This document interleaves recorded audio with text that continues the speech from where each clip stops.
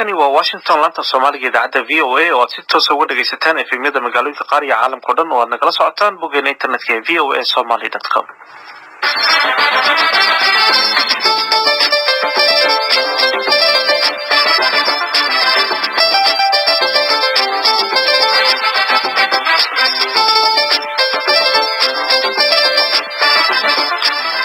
subax wanaagsan dhageystayaal dhamaantiinba waa subaxnimo talaada bisha Decemberna waa 19 sanadka 2017 idaacadeena saaka iyo caalamkana waxa wada jir halkan idinkaga soo jeedinaya anigoo ah Caashi Ibraahim Aadan iyo Xuseen Barre Aadan.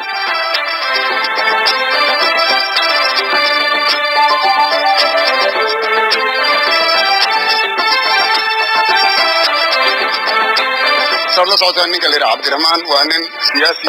waa nin ay ku filaakilin warad loo geeyo la yiraahdo meeshaas imow dalka Soomaaliya meeshii laga keenay iyo muxuu ahaa meesha maanta uu joogo iyo hadda meesha loo celinayo waxaan isleenahay inaysan ku habboonayn. xildhibaan ka tirsan labada aqal ee baarlamaanka Soomaaliya oo cambaariyay weerarkii habeenkii Axadda lagu qaaday guriga siyaasiga Cabdirahmaan Cabdishakuur warbixin ayaan idin faahinaa. waxaa sidoo kale aad maqli doontaan madaxweynaha dalkan Mareykanka Donald Trump oo soo bandhigay qorshaha maamulkiisa ee amniga qaranka warbixin ayaan idinka haynaa. qodobadaasi iyo kuwa kale ayaad maqli doontaan balse marka hore dhageystayaal waxaad ku soo dhawaataan warkii dunida.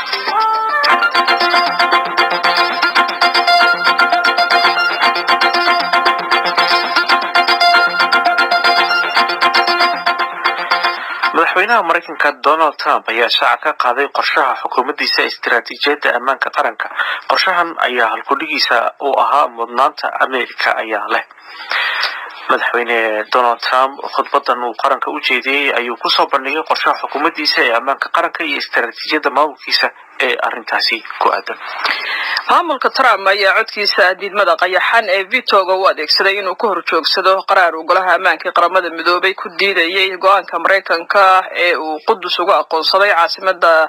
Israa'iil oo safaaradiisana ugu raray halkaasi. Mareykanka ayaa go'aanka diidmada ku kale ahaa iyadoo 14 xubnood ee kale ee golaha ammaankana ay ogolaadeen qoraalka golaha. qoraalkan qabyada ah si toos ah uma xusin Mareykanka ku dhawaaqida Mareykanka laakiin waxa lagu yiri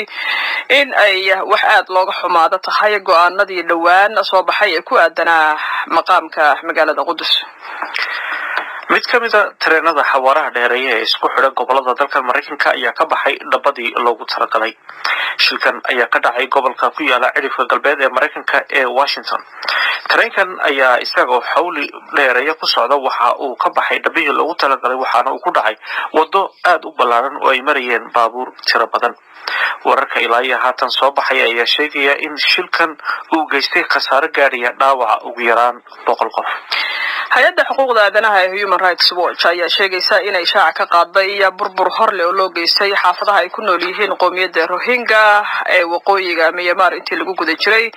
bilihii October iyo November. kooxda ayaa aqoonsatay 40 xaafadood oo hor leh oo dhismayaashii ku yaalay ay burbureen taasoo sare u qaadaysa tiradii guud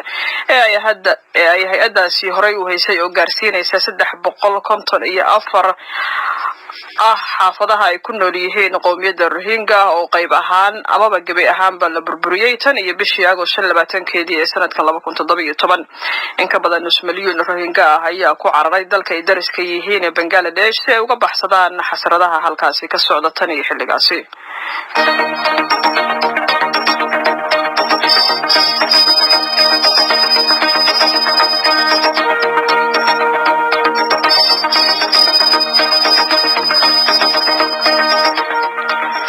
subax wanaagsan dhegeystayaal kaad nagala socotaan waa laanta Soomaaliga idaacada VOA oo si toos ah idinka imanaysa Washington. xildhibaano ka tirsan labada aqal ee baarlamaanka Soomaaliya oo kulan ku yeeshay magaalada Muqdisho ayaa markii ugu horeysay ka hadlay weerarkii habeenkii Axaddii lagu qaaday guriga siyaasiga Cabdirahmaan Cabdishakuur Warsame iyo sidoo kale laba xildhibaan oo uu eedeyn u soo jeediyay xiraliyaha guud ee qaranka Axmed Cali Daahir. warbixin arrimahaasi ku saabsan waxaa Muqdisho ka soo diray wariyaheena Xasan Kaafi Cabdirahmaan Qoysti. mudanayaasha labada aqal oo gabagabadii kulankooda shir jaraa'id u qabtay saxaafadda ayaa ugu horeyn xildhibaan Cabdixakiin Macalin oo ka tirsan golaha shacabka waxa uu ka warbixiyay qodobadii ka soo baxay kulankooda. xildhibaanada markii ay isla fiiriyeen islana qiimeeyeen sidii wax u dhaceen dariiqada loo maray qoraalkii shalay la soo saaray iyo weerarkii la geystay labadaba waxaa u soo baxday qodobadan soo socda. midda koowaad waxay si aan leexleexad lahayn u dhaleecaynayaan u cambaaraynayaan weerarkii loo geystay guriga siyaasiga Cabdiraxmaan Cabdishakuur weerarkaas oo ay 6 qofood gabar iyo 5 wiil ku dhinteen aan waxba galabsanin 3 qof oo Cabdiraxmaan ku jirana lagu dhaawacay isla markaasna Cabdiraxmaan isagoo dhaawac ah xabsiga loo taxaabay. Cabdiraxmaan waa xildhibaan hore waa wasiirkii qorsheynta iyo xiriirka caalamiga ah Soomaaliya hore u soo noqday waa murashax madaxweyne oo 2 jeer isu soo taagay markii u dambeysana madaxweynaha Soomaaliya hadda la tartamay. marka weerarka gurigiisa lagu qaaday oo ay nisa qaaday sida naloo sheegay booliska xaqiisa aan ka imaanin waxay u arkeen xildhibaanadu inay tahay sharci darro inay tahay khalad siyaasadeed inay xorriyadda ra'yiga iyo qofka inuu cabiro fikirkiisa saxda ah iyo sida uu aaminsan yahay siyaasadda inuu u challenge gareyn karo aragti ka soo horjeeda oo khaldan ayay u muuqatay weerarkaasi sidaa darteed xildhibaanadu si aad oo aan kala har lahayn ayay u cambaareeyeen. xildhibaan Cabdixakiin ayaa sidoo kale sheegay inay dawladda federaalka ka dalbanayaan in dib xorriyadiisa loogu soo celiyo Cabdiraxmaan Cabdishakuur isagoo sidoo kalena tilmaamay inay cambaareynayaan eedihii loo soo jeediyay 2 xildhibaan oo kamid ah golaha shacabka waxaana intaasi ku daray in go'aamada ay gaareen ay ku jiraan in dib loo furo baarlamaanka oo maalintii Sabtida ahayd aynu ka soo gudubnay la soo xiray kalfadhigiisii labaad. waxaa kaleeto oo xildhibaanadu qodobka labaad ay codsanayaan in Cabdiraxmaan xorriyadiisa dib loogu soo celiyo sida ugu degdegta badan ugu dhaqsiyaha badan. qodobka saddexaad 2 xildhibaan ee shalay laga soo saaray documentiska oo marka la fiiriyo iyadoo aan la maxkamadaynin iyadoo xasaanadii laga qaadin oo ku dhawaaqay xeer ilaaliyaha qaranku inay dambiilayaal yihiin ayagana inaan u aragno inay sharci darro tahay qaabka oo u wajahay xeer ilaaliyaha dad xasaanad leh oo sharafkii iyo karaamadii ummadda Soomaaliyeed magacoodii huwan in la cadeeyo oo lagu dhawaaqo inay yihiin dambiilayaal waxay ahayd mid ka fog sharciga iyo qaanuunka dalka u yaala iyo dastuurka khilaafsan. xildhibaanadu taana si cad ay u cambaareynayaan waa xildhibaan Xasan Macalin Maxamuud iyo xildhibaan Cabdisaabir Nuur Shuuriye. qodobka afaraad xildhibaanadu waxay isla garteen in baarlamaanka federaalka Soomaaliya guddoonkiisa laga codsado in dib loo furo shirkii golaha shacabka ajandayaalkan iyo waxyaabahan muhiimka ah soo kordhana dib looga hadlo. qodobka shanaad waxaa maanta lagu sheegay shirkii jaraa'id oo qabtay wasiirka amniga iyo xeer ilaaliyaha qaranka iyo mas'uuliyiinta kale la joogay waxaa lagu sheegay in hoteelada ku yaala magaalada Muqdisho oo dad ganacsato ah ay leeyihiin aan shirarka lagu qaban karin taa oo ay u arkeen xildhibaanadu inay tahay xuquuqda muwaadinka oo lagu xadgudub lagu sameeyo in dadka sharafkooda iyo dhaqaalahoodaba ay dhaawac ku tahay. marka iyadana waxay codsanayaan oo si aan kala har lahayn ay u codsanayaan in tilaabadaasi aan waafaqsanayn sharciga laga laabto. dhinaca kale Yuusuf Geelo Ugaas oo kamid ah senatarada aqalka sare ayaa si kooban uga hadlay aragtidiisa ku aadan weerarkii ka dhacay guriga Cabdiraxmaan Cabdishakuur waxaana uu sheegay inay kulan la qaateen madaxda sare ee dalka. sabla socota ninka la yiraahdo Cabdiraxmaan waa nin siyaasi ah waa nin ay ku filaakilay in warqad loo geeyo la yiraahdo meeshaas imow arrinkaas runtii meelihii dalka Soomaaliya meeshii laga keenay iyo isu tanaasulkii faraha badnaa la soo maray iyo muxuu ahaa meesha maanta uu joogo iyo hadda meesha loo celinayo waxaan isleenahay inaysan ku habboonayn. waxaan u tagnay madaxweynaha iyo ra'iisul wasaaraha salaas waxaan isku gaarnay annagoo ka codsanayna wixii meesha ka dhacana muxuu ahaa in meydkii iyo dhibaatadii meesha ka dhacdana lagu wareejiyo ciidamada guriga laga soo dulqaado dhaawiciisii iyo maadaama aan u garanay inaan sharci loo marin muwaadinkaasna lagu wareejiyo runtii taas ma aysan dhicin laakiin ballan ay naga qaadeen in ilaa 2 saacna sii dheen. qodobkii dambe noogu xigana waxa weeye qodobka idaacadaha aan ka maqalnay arrinkaas waa mid soo dedejiray in xildhibaanada halkan isugu yimaadaan wadanka 2018 oo hadda la galayo dimuqraadiyadda loo socdo isu tanaasulka iyo meesha dalkan laga keenay in qoral lagu celiyo arrinkaasna waa arrin aad u cambaareynayno waxaan leenahay si meel qaba arrinta loo wajaho. Yuusuf Geelo Ugaas ayaa ugu dambeyntii tacsi u diray dadkii ku geeriyooday weerarkaasi waxaana uu sheegay in dhibaatada goobtaasi ka dhacday ay si wanaagsan uga talinayaan xalka gaaristeeda. arrinka kale oo laga hadlo waxa weeye dadka ayagoo hurdaya intii meesha loo tagay la xasuuqay ayagana waxaan leenahay dadkii dhintay inna lillahi wa inna ilayhi raaji'uun waxaan leenahay madaxda dalka xakunta wabi way meesha maanta loo wada baasha laga joojiyo waan ka talinaynaa haddii alla idmo. kulanka xildhibaanada labada aqal ayaa daba jooga weerar ay ciidamo ka tirsan kuwa dowladda federaalku ku qaadeen guriga siyaasiga cabdiraxmaan cabdishakuur kaas oo ay ka dhasheen khasaare isugu jira dhimasho iyo dhaawac waxaana weerarkaasi lagu soo qabtay cabdiraxmaan cabdishakuur oo lagu eedeynayo inuu ku guda jiray falal dowladda liddi ku ah. xasan kaafi qoyste VOA muqdisho.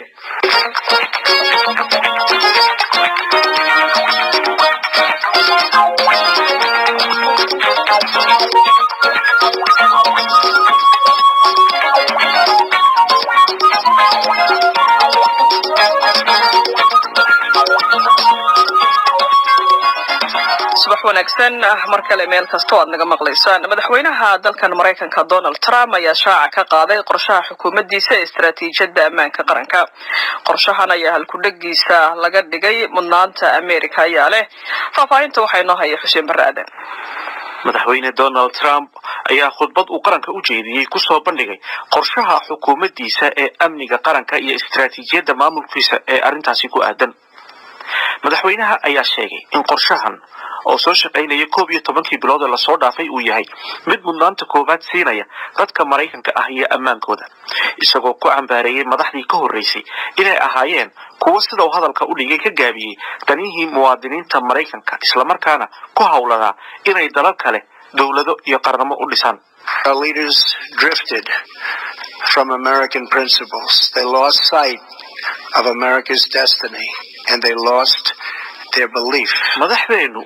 waxay ka leexdeen mabaadi'dii Mareykanka, waxaanay arki waayeen masiirka iyo jihada uu Mareykanku u socdo. waxay lumiyeen aaminaadii ay ku qabeen awoodda Mareykanka. khudbadda madaxweyne Trump oo muddo 30 daqiiqo ah socotay ayaanu madaxweynuhu wax badan soo hadal qaadin dalalka Ruushka iyo Shiinaha, kuwaasi oo sida isla qorshaha amniga ee madaxweyne Trump uu dhigayo lagu tilmaamay dalalka loolanka ugu weyn Mareykanka kula jira. laakiin madaxweynaha ayaa ku dheeraaday baahida loo qabo in nabadda la ilaaliyo iyadoo awoodda Mareykankana aan laga tanaasulayn. This strategy recognizes that whether we like it or not, we are engaged in a new era of competition. We accept that vigorous military, economic, and political contests are now playing out all around the world. We face rogue regimes that threaten the United States and our allies. We face terrorist organizations, transnational criminal networks. waxay muujinaysaa haddii aanu jecelnahay iyo haddii kaleba inaanu qayb ka nahay casri cusub oo la tartamayo. waa inaynu aqbalno inay dunida jiraan awoodo military, kuwa dhaqaale iyo qaar siyaasadeed oo saaxadda dunida ka qayb qaadanaya. waxaan ka hortegaynaa maamulo kani adag oo u hanjabaya Mareykanka. waxaan wajahaynaa argagixiso iyo shabakado dhagarqabayaal ah oo cunfi iyo colaad faafinaya. madaxweynaha Mareykanka ayaa magacaabay 4 tiir ee udubdhaxaadka u ahaanaya qorshihiisa amniga qaranka. waxaana uu ku sheegay inay kala yihiin ilaalinta qaranka, dhiirigelinta horumarka Mareykanka, ilaalinta nabadda oo adkaysi la muujinayo, ugu dambeyntiina in la horumariyo saamaynta uu Mareykanku dunida ku leeyahay iyo doorka uu ka qaadan karo caalamka. aad iyo aad umahadsan tahay Xuseen Barre oo stuudiyaha la fadhiya ayaa inoo soo koobayay warbixintaasi ku saabsaneyd madaxweynaha dalkan Mareykanka Donald Trump oo shaaca ka qaaday qorshaha xukuumaddiisa ee istiraatiijiyadda ammaanka qaranka.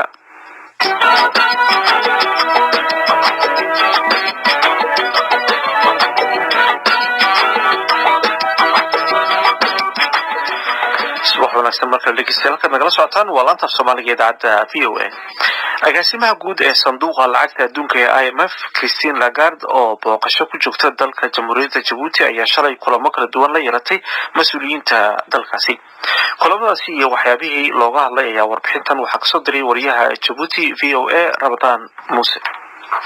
shirarkaasi waxaa lagu soo afjaray shir ballaadhan oo qoliyaha shirka maamulaya ay ugu magac dareen shirka heerka sare ee mawduuciisu yahay waa in xoogga la saaro ganacsiga iyo teknolojiyadda si loo gaadho korukac dhaqaale oo dadku ay ka wada faa'iideystaan. gudoomiyaha bangiga dhexe dowladda Djibouti Axmed Cusmaan Cali ayaa iga waramay booqashada madaxa IMF waxay ku soo kordhinaysaa Djibouti. SME-gu waa ogto oo shaqooyinkiisu waa ogtahay waa urur ka shaqeeya dhaqaalaha si loo kobciyo si loo adkeeyo dhaqaalaha isku xidhan adduunyada oo dhan. waxa ka maamula 178 wadan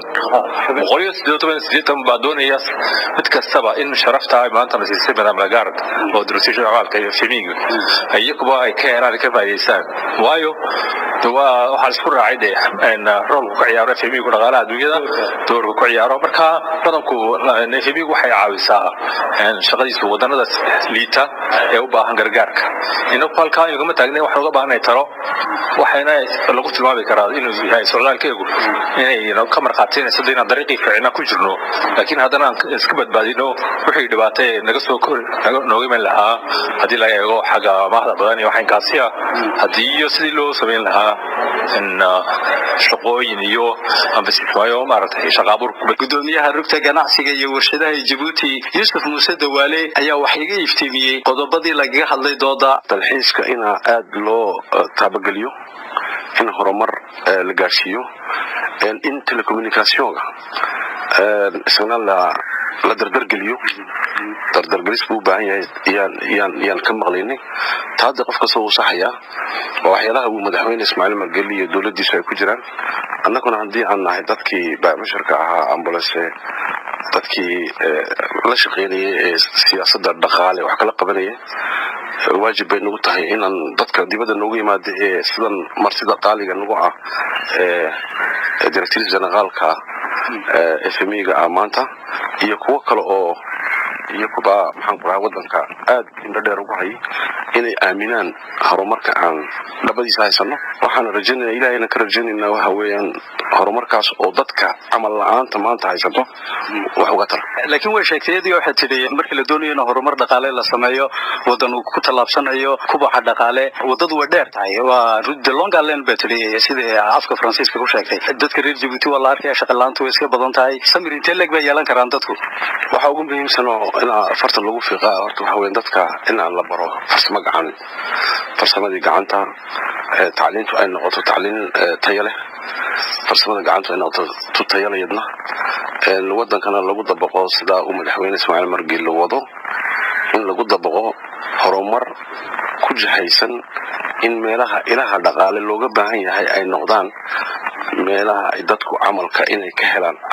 Abdi Fatah Muuse Aare oo ah la taliyaha wasiirka maaliyadda Djibouti ayaa faahfaahiyay goobaha agaasimada IMF ay soo booqatay xaaladda wadanka ay aad u ogtahay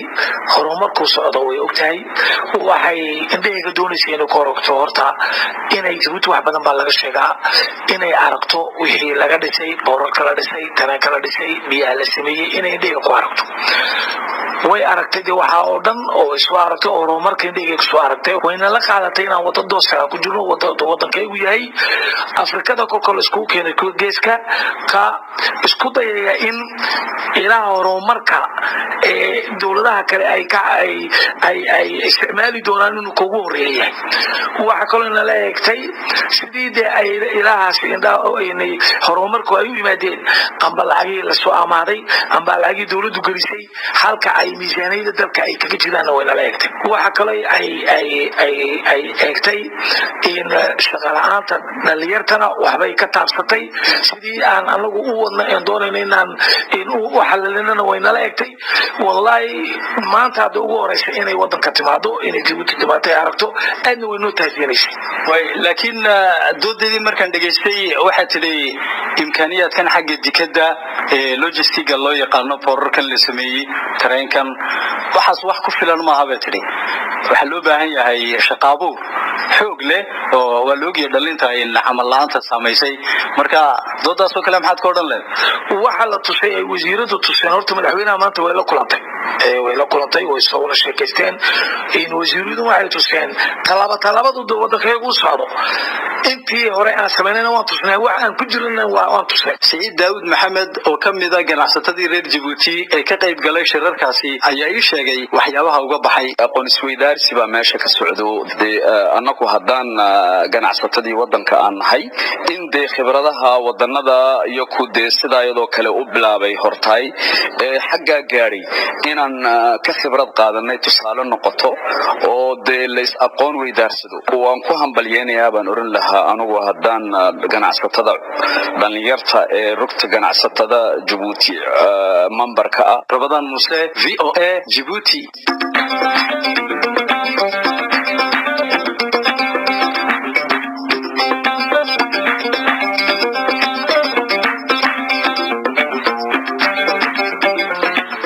wanaagsan mar kale meel kastoo aad joogtaan. Magaalada Beledweyne ayaa waxaa laga hirgeliyay waxbarashada loo yaqaan distance learning ee uu qofka isagoo aan class fariisan oo gurigiisa jooga waxbaranayo. Qaabkan waxbarasho ayaa ah mid aan horay uga jirin gobolka Hiiraan. Jaamacadda la yiraahdo Safana ee magaalada Beledweyne ku taala ayaa waxaa ka qalin jebiyay 8 arday oo bartay maadooyin kala duwan iyagoo aan iskuul aadin ama wax aadin class. Warbixintan waxaa magaalada Beledweyne ka soo diray wariyaha VOA Xuseen Xasan Dhaqane. ardaydan oo tiradoodu ay gaarayso ilaa 8 arday oo isugu jira rag iyo dumar ayaa waxay si aqoon darsi ah ku barteen maadada cilmiga horumarinta bulshada. ardayda ka qalin jebisay jaamacadda ayaa dhammaantood waxay yihiin dad shaqaysta oo aanan heli karin waqti ay galaas ku fadhiistaan. qaarkood ayaana VOA u waramay. magacayga waxaa la dhahaa Raxma Cilmi Sanay maanta waxaan ku faraxsanahay inaan dhameeyay bachelor degree ugu horeeyay developmental study Safana University affiliated with Jomo Kenyatta University. waxaan aad iyo aad ugu faraxsanahay inaan gurigayga wax ku bartay oo aan qaab distance learning aan ku bartay anigoo aan aadan jaamacaddi daruufyo iga hayraayana ay jirtay sababta ay tahay waxaan ahay hooyo caruur haysata oo haddana u baahan waxbarasho inay wax barato marka haddana profession oo meel ka shaqeeyo oo hay'adaha gargaarka ee la shaqeeyo marka saas darteed ayaa waxa igu qasabtay inaan raadiyo waxbarashada dadban ee distance learning la yiraahdo iyadoo gurigaada joogtid inta wax ku akhrisid imtixaankii aad tagaysid. waxa waay magacayga waxa waay Maxamed Ibrahim Gowsar anigoo oo muxuu ahay ganacsato ah oo ganacsiga wato haddana fursad waxay ii siisay Safana University in aan ka faa'iideysto oo aan wax ka barto anoo muxuu ahay ilmo korsado shaqadeedii kalentana wato ayaan fursaddan waxaan u helay in aan ku dhigto distance learning. magacayga waa Fahman Nuur Maxamed waxaan ahay hooyo maanta ka qalin jebinayso aqoonta heerkeeda koobaad ee bachelor degree-ga waxaa daruuftii nahaysay naga hanqabtiray jaamacadda Safana University oo aan la soo ambaqaanay sanadii 2013 December waqti adag ku jira qoyskooda u shaqeysta ilmahooda raba kaalin mugle inay kala shaqeeyaan aqoontii xitaa waxaan awood weynay inaan dhigano party time waa khamiista iyo jimcaha hooyo 5 maalmood ee ilmaheeda ay ka maqantay guri u raadinayso haddana 2 maalmood ee guriga uga shaqeyn lahayd ama ilmaha ay diyaarsan lahayd ama homework ay kala shaqeyn lahayd haddana aan awoodin inay galaas xaadirta ayaan ahayn waxaan noo suurtageliyay jaamacadda Safana University. Xuseen Ibrahim Nuur waxa uu ka mid yahay ardayda ka qalin jebisay jaamacadda sidoo kalena waa macallin dugsiyada hoose iyo sare Beledweyne wax ka bara waxaana uu kula taliyay maamulka jaamacadda Safana inay jirto fursado wanaagsan oo dhinaca ardayda waxbarashada jaamacadda u baahan isla markaana ay ku adag tahay inay galaas fadhiistaan. halkan Beledweyne la yiraahdo waa meel mataqaan waxbarashada caan ku ah waa meel iskuulo badan oo mataqaan ay ka furan yihiin iskuulo waxaa jirta 1200 arday dhigtaan oo 500 ay kamid tahay mataqaana maartay dugsi sare oo kamid yahay marka waxaan leeyahay meeshan waxa ka jira harvest wanaagsan goyn wanaagsan waxa ka jira mataqaana soo jiidasho wanaagsan waxaan leeyahay la soo durko hal yimaad Beledweyne welcome. علي عبد حسن باري ووكيل جامعة الصفانة فرع إلى بلدوينه وحاو شرحيا مادوين كلاغو برتو جامعة أرددان إيغا وحي سو برنيين مدة بدن 3 سنة أي سو دبر أديغان وسديد أرضي أو رق iyo dumar inta soo jiro jaamacadda waxa cusub mudan waxay bixisaa faculty badan waxa kamid ah public health kamid ah waxa kamid ah public administration shariicada agriculture and development study waxa la yiraahdaa intana way bixisaa maanta waxa noo qalin jebinaysa 8 arday ardada kale insha Allah taala dariiqay ku soo jiraan waxaan leeyahay hambalyo dhammaan bahda Safana University. taariikhda waa markii ugu horeysay ee qaab aqoon darsi ah arday wax ku baratay ay ka qalin jebiyaan jaamacad ku taala magaalada Beledweyne. Xuseen Xasan Dhaqane VOA Beledweyne. aad ayuu mahadsan yahay Xuseen Xasan Dhaqane warbixintaasi ka soo diray magaalada Beledweyne halka kala socoteena waa laanta afka Soomaaliga ee VOA goor dhow heesta bacsan ayaan dhagihiina kusii dayn doonaa hase ahaatee balaan xuseen barre ka codsada mar kale qodobo ka mid ah warka caalamka inuu noogu celiyo xuseen. mahadsanid caasha. madaxweynaha maraykanka Donald Trump ayaa shaaca ka qaaday qorshaha xukuumaddiisa ee istiraatiijiyadda ammaanka qaranka. qorshahan ayaa halgudhigiisa uu ahaa mudnaanta Ameerika ayaa leh. madaxweyne Donald Trump ayaa khudbad uu qaranka u jeediyay kusoo bandhigay qorshaha xukuumaddiisa ee ammaanka qaranka iyo istiraatiijiyadda maamulkiisa ee arrintaasi ku aadan. dhinaca kalena mid ka mid ah tareenada xawaaraha dheereeya ee isku xidha gobolada dalkan Maraykanka ayaa ka baxay dhabadii loogu talagalay. shilkan ayaa ka dhacay gobolka ku yaala cidhifka galbeed ee dalkan Maraykanka ee Washington. tareenkan ayaa isagoo xawli badan ku socda waxa uu ka baxay dhabihii loogu talagalay waxaana uu ku dhacay wado aad u ballaaran oo ay marayeen baabuur tiro badan. wararka ilaa iyo haatan soo baxaya ayaa sheegaya in shilkan uu geystay khasaare gaaraya dhaawaca ugu yaraan 100 qof. aad baad mahadsantahay xuseen. haatanna codka fanaanada Aamina Cabdullaahi Xirsi iyo heesta caashaqo wadaad male nala dhegeysta.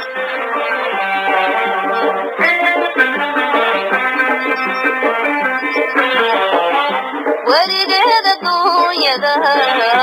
waqtiga qof saacida midna waayaha xidha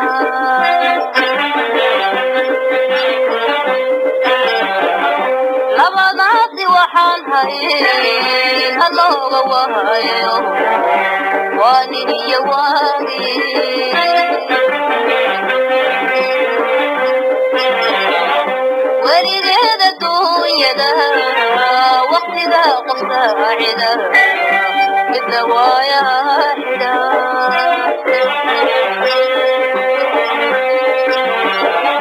labadaasi waxaan hayn hora looga wahayo waa nin iyo waagi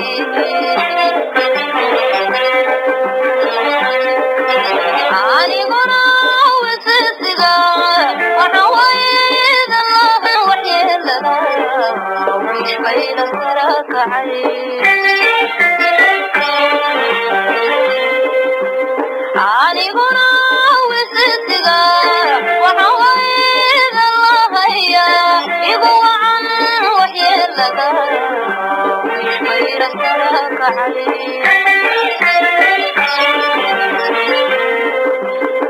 عاشقوا وذات ملي ولا لون كمالو وانا كانت عاشقوا وذات ملي ولا لون كمالو وانا كانت وحبها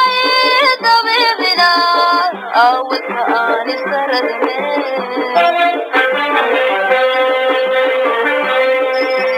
وحبها طبيبنا أو كان سرد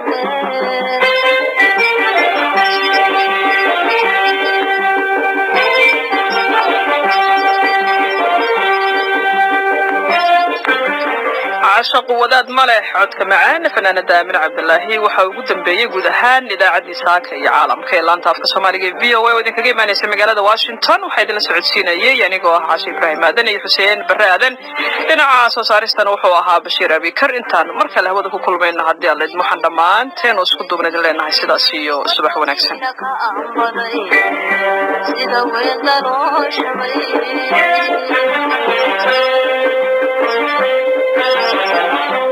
iyo looga wabiya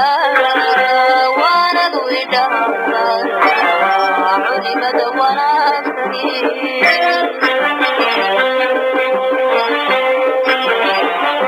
webibayna sara tegay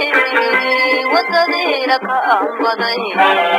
sida weelda loo shabay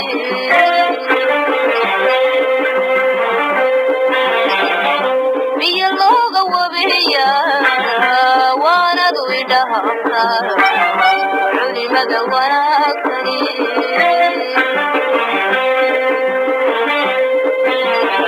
ama iyo wateniyo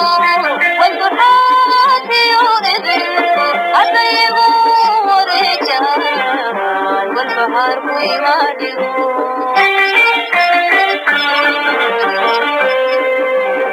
ama iyo wateniyo walduxaatiyo